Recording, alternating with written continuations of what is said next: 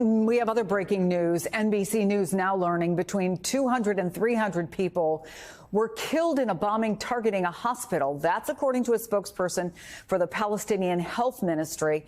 I want to bring in NBC foreign correspondent Raf Sanchez, who is in Ashdod, Israel. What can you tell us about that development?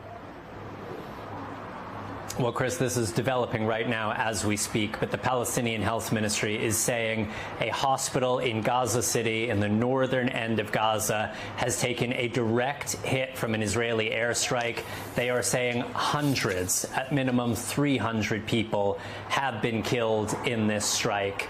Now, we have not yet heard any comments about this allegation from the Israeli military, but these images that are coming out of Gaza City are absolutely harrowing. It appears to show very, very significant damage in the courtyard area of this hospital. It's called Baptist Hospital. It's in the center of Gaza City. The Palestinian president, the head of the Palestinian Authority in the West Bank, has declared 3 days of mourning. He says all flags will be lowered to half staff because of the scale of the loss of life. The Palestinians are calling this a massacre. We do not, again, have any confirmation yet from the Israelis. They have repeatedly, at points during this bombing campaign, disputed that they were responsible for various strikes. This happened in the northern half of Gaza. This is the area where Israel is telling people to get out, to flee to the south, ahead of what we expect will be this long-awaited ground offensive.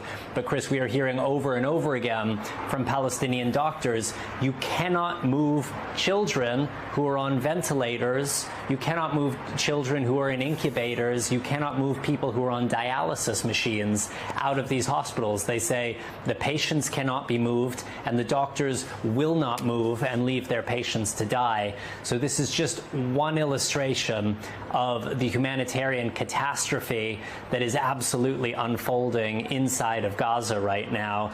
The United Nations is saying there is simply no way for Palestinian civilians to comply with Israel's evacuation order because there is nowhere for them to go. They cannot cross into Israel, they cannot cross into Egypt, and there is just not the infrastructure in southern Gaza to accommodate the 1 million people from the northern half of the Strip.